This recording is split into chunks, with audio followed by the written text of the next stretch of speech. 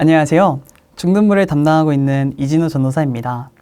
매일의 묵상을 통해 날마다 하나님의 크신 은혜와 사랑이 저와 여러분 가운데 함께 하시기를 예수님의 이름으로 축복합니다. 오늘 함께 읽으실 하나님의 말씀은 디모데전서 1장 12절에서 17절까지의 말씀입니다. 나를 능하게 하신 그리스도 예수 우리 주께 내가 감사함은 나를 충성되이 여겨 내게 직분을 맡기심이니 내가 전에는 비방자요 박해자요 폭행자였으나 도리어 궁유를 입은 것은 내가 믿지 아니할 때에 알지 못하고 행하였습니다. 우리 주의 은혜가 그리스도 예수 안에 있는 믿음과 사랑과 함께 넘치도록 풍성하였도다. 미쁘다 모든 사람이 받을 만한 이 말이여 그리스도 예수께서 죄인을 구원하시려고 세상에 임하셨다 하였도다. 죄인 중에 내가 괴순이라. 그러나 내가 궁유를 입은 까닭은 예수 그리스도께서 내게 먼저 일체 오래 참으심을 보이사 후에 주를 믿어 영생 얻은 자들에게 본이 되게 하려 하심이라.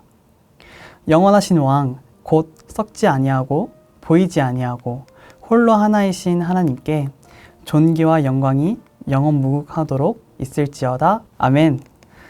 오늘은 바울에 대한 인물 소개를 진행해 보겠습니다. 바울은 혈통으로는 유대인 가운데 베냐민 지파에 속한 사람이었고 히브리식 이름은 사울, 로마식 이름은 바울이었습니다. 초기에 유대인들을 상대로 하는 시기에는 히브리식 이름인 사울이라는 이름으로 불리다가 선교 사역의 중심이 이방인 쪽으로 바뀌면서 바울이라는 이름으로만 나옵니다. 바울은 로마 시민권을 가지고 있으면서도 철저히 경건한 유대인으로서의 교육과 양육을 받으며 자랐습니다. 이런 바울에게 가장 획기적인 사건이 발생하게 되는데요. 그것은 바울이 예수 그리스도를 만나 회심한 일입니다.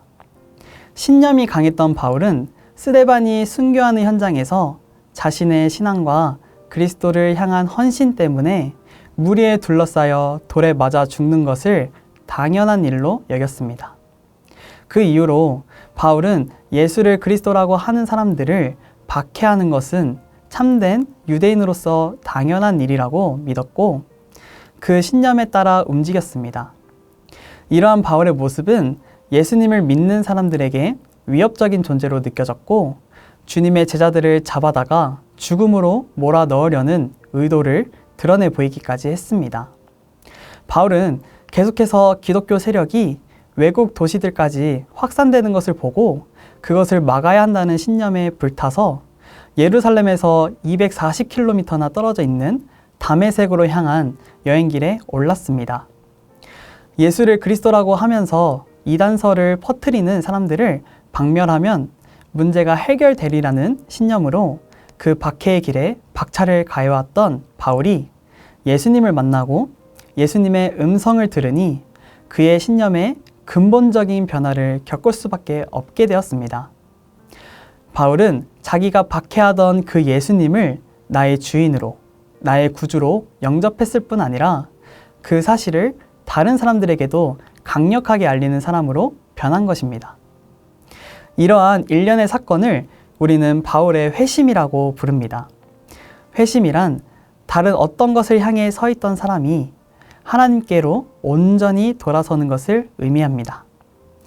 바울은 이렇게 해서 이전에 그의 모든 신념 체계에서 완전히 벗어나 오로지 예수 그리스도와 하나님께로 돌아섰고 그는 이제 이방인의 사도로서 땅끝까지 복음을 전하는 사명을 가진 자가 되었습니다.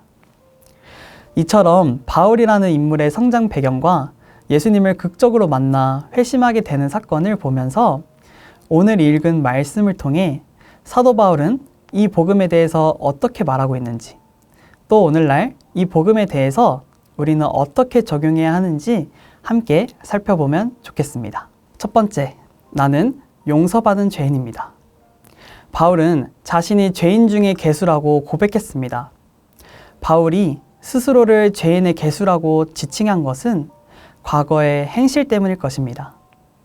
바울이 예수님을 만난 것도 박해로 흩어진 성도들을 잡아들이기 위해 다메섹으로 여행을 가던 중에 벌어진 사건이었습니다. 바울의 구원은 구원받을 만한 조건이 그에게 하나도 없는 상황에서 극적으로 이루어졌습니다.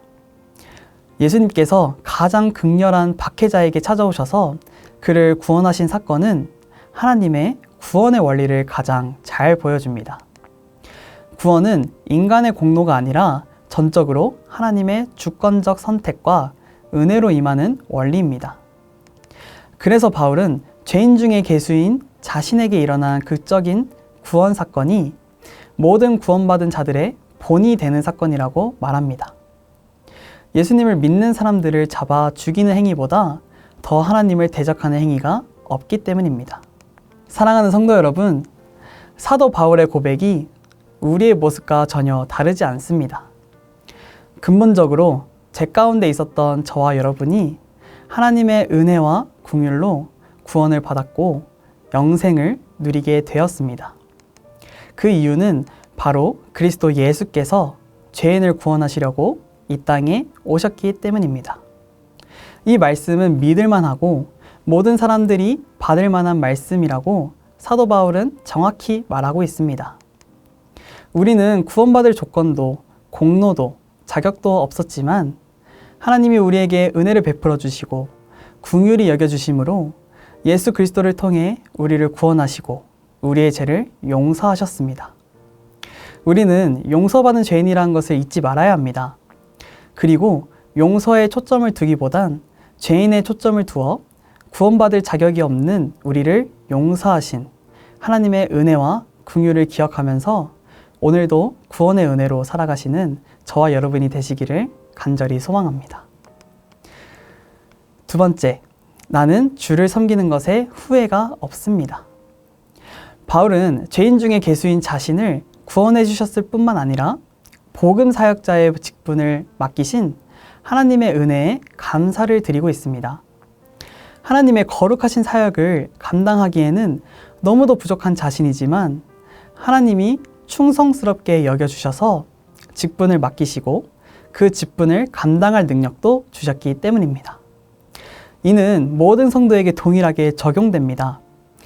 하나님은 구원받은 모든 성도들에게 그리스도의 몸된 교회의 지체로 삼으시고 각자 은사와 직분에 따라 교회를 섬기게 하십니다. 이 모든 일은 성령을 각 사람에게 주심으로 이루어집니다. 바울은 성령께서 거하시는 성도 개개인이 하나님의 거룩한 성전이라고 교훈합니다. 그렇기에 성도는 인간적인 연약함과 부족함에도 불구하고 성령의 능력을 힘입어 하나님이 맡기신 직분을 충성스럽게 감당해야 합니다. 사랑하는 성도 여러분, 하나님이 우리에게 직분을 맡기신 이유가 무엇일까요? 정말 놀라운 일이지만 하나님께서 우리를 믿어주심으로 직분을 맡겨주신 것입니다. 하나님은 우리를 정말로 사랑하십니다. 우리에게 보여주신 하나님의 사랑은 어떤 사랑이냐면 무조건적인 사랑, 능력을 부여하시는 사랑입니다. 우리에게 직분을 맡기신 것도 그 직분을 감당할 능력을 주시는 분이 하나님이시기 때문에 우리는 그 능력을 힘입어 충성스럽게 이 직분을 감당할 수 있습니다. 하나님이 맡겨주신 이 직분을 잘 감당하면서 끝까지 주님을 잘 섬기시는 저와 여러분이 되시기를 간절히 축복합니다. 이처럼 하나님은 우리에게 구원을 베푸시고 직분을 맡기셨습니다. 구원을 베푸신 은혜, 직분을 맡기신 은혜를 우리는 그냥 받고 끝낼 수 없습니다. 사도 바울은 이 은혜를 베푸신 하나님께 감사드리며 찬양했습니다. 우리도 사도 바울과 같이 하나님의 은혜에 감사하면서 세상 모든 사람에게 하나님의 은혜와 영광을 선포해야 합니다. 사도 바울의 구원의 경험이 우리 모두에게 본이 되었듯이 우리가 체험한 하나님의 구원 역사가 모든 불신자에게 본이 되어야 합니다. 구원의 은혜를 받은 우리는 용서받은 죄인의 모습으로, 직분의 은혜를 받은 우리는 주를 섬기는 것에 후회가 없는 충성된 종의 모습으로 살아가야 합니다. 그리고 그 끝에는 이 은혜를 허락하신 우리 주님께 감사와 찬양을 드려야 합니다. 하나님의 은혜와 영광을 늘 찬양하며 우리의 삶을 통해 하나님의 은혜를 선포하시는 저와 여러분이 되시기를 예수님의 이름으로 축복합니다. 기도하겠습니다. 사랑이 많으신 하나님 아버지, 죄인 중에 괴수인 우리를 구원하시고 직분을 맡겨주신 은혜에 감사드립니다. 하나님의 사랑은 조건이 없으시고 능력을 부여하시는 사랑임을 기억합니다. 우리를 향한 주의 은혜가 그리스도 예수 안에 있는 믿음과 사랑과 함께 넘칩니다. 용서받은 죄인으로 주를 섬기는 것에 후회가 없는 종으로 오늘도 주님의 은혜를 기억하며 주님을 영원토록 찬양하는 우리가 되게 하여 주시옵소서. 주님께 모든 영광과 찬양 올려드리오며 살아계신 예수 그리스도의 이름으로 기도드립니다. 아멘.